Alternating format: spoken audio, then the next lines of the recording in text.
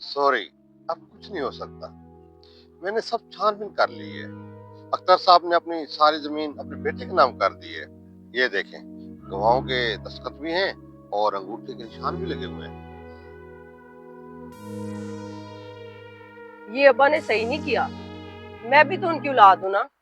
बेशक हमारी माएं दो हैं, बाप तो एक है ना। उन्होंने सारी प्रॉपर्टी बेटे के नाम कर दी है। पटवारी साहब, इसका कोई हल बताएं। क्या हम इस पे दावा वगैरह कर सकते हैं? देखिए जी, जिसके नाम जमीन हो वो अपने जीते जी जिसके नाम लगा दे। फिर उस पर ना कोई इतराज कर सकता है और ना कोई जता सकता है, ना ही कोई दावा कर सकता है। देखें, मुझे कोई दिलचस्पी नहीं है आपकी जायदाद में। मैं तो चाह रहा था कि थोड़ी बहुत इन्वेस्टमेंट हो जाती ताकि हमारा काम का चल पड़ता। मैं आपकी बात समझती हूँ, आप ठीक कह रहे हैं। मियाँ बीवी गाड़ी के दो पहिए होते हैं और जिंदगी की गाड़ी को मिलके धक्का लगाना चाहिए। लेकिन मुझे अब्बा जी से ये उम्मीद नहीं थी। मैं बात करूंगी अब्बा जी से। अच्छा जी, मुझे इजाजत। तहसीलदार साहब और कानगो साहब मेरे इंतजार कर रहे हैं। हमने किसी को बंटवारा करना है। अल्लाह हाफिज।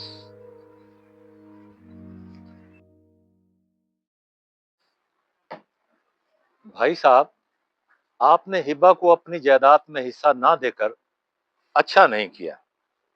अच्छा, अगर आपको इतना ही एहसास हो रहा है तो अपनी जायदाद उसे दे दें। भाई साहब, आप हमेशा उल्टी बात करते हैं। अस्सलाम वालेकुम। वालेकुम सलाम बेटा, आओ बैठो। आप ही की बातें हो रही थी। मैं यहाँ बैठने नहीं आई हूँ, कुछ बात करने आई हूँ। अब्बा, मुझे पता चला कि आपने सारी जायदाद नदीम भाई के नाम कर दी है। आपने सही सुना, वो मेरा बेटा है। मैंने उसे जायदाद दे दी है। वो कल को मेरी खिदमत करेगा। बेटियां तो पराया धन होती है। मैंने तो आपको ब्याह दिया है, अब आप पराई हो गई हो और परायों को हिस्सा नहीं देते। नदीम मेरा बेटा है, वो मेरी नस्ल आगे बढ़ाएगा। भाई साहब, ये हमारी बेटी है। किसी भुलेखे में ना रहना कि बेटा कल को काम आएगा। बुढ़ापे में कोई किसी के काम नहीं आता। अब्बा, मुझे आपसे ये उम्मीद नहीं थी। और कोई उम्मीद रखना भी मत।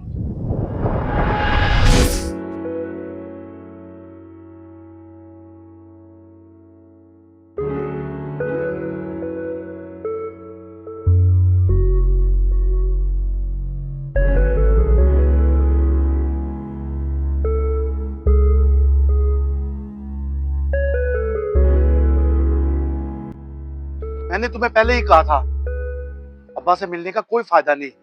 मिला भी कुछ नहीं और बेइज्जती भी हो गई। कोई ना, मैं भाई से बात करती हूँ।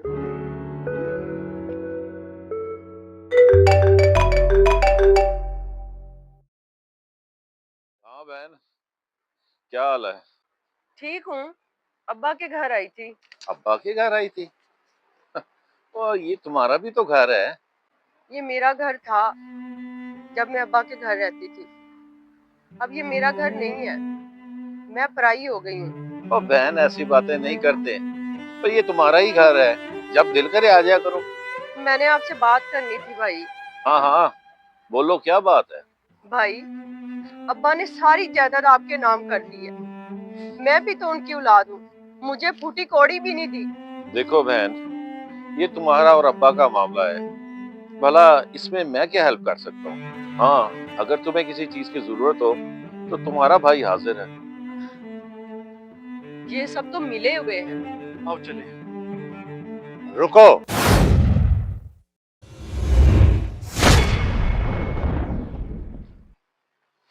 ये लो बेटा, मैंने अपनी सारी जायदाद तुम्हारे नाम कर दी।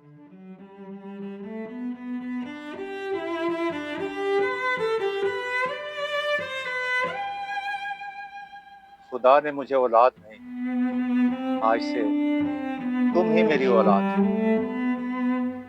अब मैं बे औलाद नहीं। चाचू।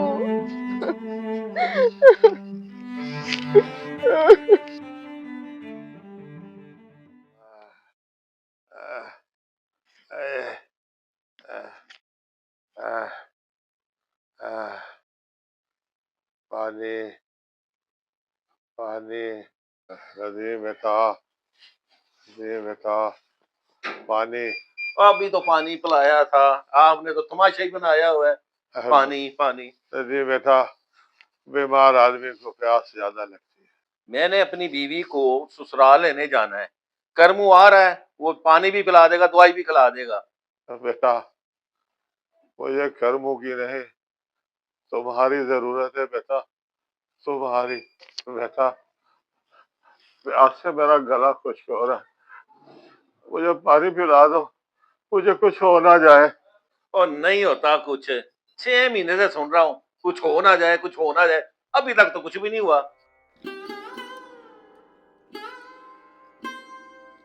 पानी, पानी।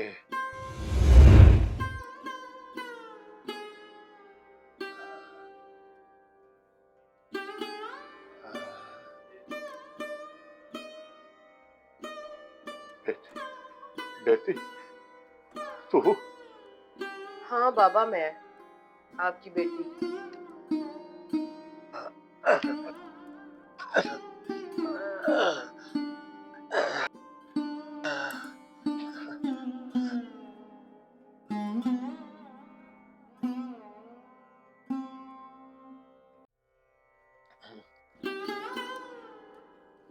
जीती रहो बेटी, जीती रहो।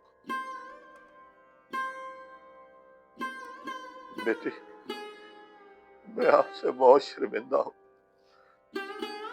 मैंने तुम्हारे साथ बहुत ज्यादतियां की, मैं आपका भी मुजरिम हूँ और रब का भी मुजरिम हूँ, मुझे माफ कर दो बेटी, मुझे माफ कर दो। भाई साहब, माफी मांगनी है तो अपने रब से मांग। भाई साहब, आप सच्चे थे, मैं ही गलत था। अगर मेरी बेटी और मेरा भाई मुझे माफ कर देगा तो मेरा रब भी मुझे माफ कर देगा, मुझे माफ। मुझसे भी बहुत गलती। बेटियां खुदा की रहमत होती हैं। जब खुदा ने बेटियों को विरासत में हिस्सा देने का कहा है, तो हम कौन हैं जो अपनी बेटियों को हिस्सा ना दें। इसलिए बेटियों को विरासत में हिस्सा देना चाहिए।